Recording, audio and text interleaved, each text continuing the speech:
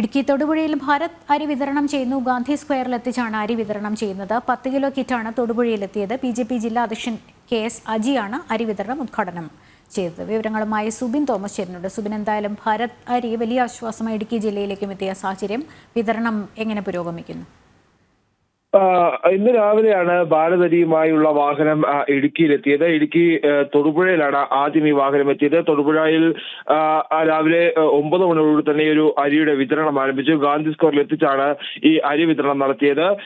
10 kilo കിറ്റുകളാണ് തൊടുപുഴയിൽ എത്തിച്ചിട്ടുള്ളത്. BJP ജില്ലാ president KS Aji അരി വിതരണം ഉദ്ഘാടനം ചെയ്തു. അരി വാങ്ങുന്നതിനായി രാവിലെ മുതൽ തന്നെ വലിയ തിരക്കാണ് അനുഭവപ്പെട്ടത്. അത് ഈ 10 മണി കഴിഞ്ഞപ്പോഴേക്ക് ആ തിരക്ക് വർദ്ധിക്കുന്ന ഒരു സാഹചര്യം ഉണ്ടായിട്ടുണ്ട്. അതുകൊണ്ട് തന്നെ കൂടുതൽ അരി ഇടുക്കി ജില്ലയിലേക്ക് എത്തിക്കാനുള്ള ഒരു ശ്രമം നടത്തുമെന്ന് ഈ BJP ജില്ലാ പ്രസിഡന്റ് നമ്മളോട് വ്യക്തമാക്കിയിട്ടുണ്ട്. ഈ അരിയെ സംബന്ധിച്ച് കൂടുതൽ അല്ലെങ്കിൽ ഈ ഒരു അരി ഗുണനിലവാരമില്ലാത്ത അരിയാണെന്ന തരത്തിലുള്ള കുപ്രചരണങ്ങൾ വലിയ രീതിയിൽ നടക്കുന്ന ഒരു സാഹചര്യമുണ്ട്. അതിരാവിലെ തന്നെ ഈ അരിയുമായി പോയി ആളുകൾ ഇത് വച്ച ശേഷം ഈ അരിക്ക് യാതൊരു പ്രശ്നവുമില്ല എന്നുള്ള കാര്യവും അത്തരത്തിലുള്ള കാര്യങ്ങളും അവർ വ്യക്തമാക്കിയിട്ടുണ്ട്. അങ്ങനെ ഈ എല്ലാ രീതിയിലും ഈ വിലക്കയറ്റം ഉണ്ടാകുമ്പോൾ ഇടുക്കി ജില്ലയിലേക്ക് 29 രൂപയ്ക്കാണ് ഈ ഒരു അരി വിതരണം നടക്കുന്നത്. 10 കിലോ കിറ്റിന് 290 രൂപയ്ക്കാണ് ആ ഒരു കിറ്റ് വിതരണം ചെയ്യുന്നത്. അത്തരത്തിൽ ഈ വിലക്കയറ്റം രൂക്ഷമാകുന്ന ഒരു സാഹചര്യം ഉണ്ടാകുമ്പോൾ, അല്ലെങ്കിൽ അരിക്കൊക്കെ ഗണ്യമായി വില കൂടുന്ന ഒരു സാഹചര്യം, സപ്ലൈകോയിലടക്കം ഈ സബ്സിഡി അരികൾക്കടക്കം വില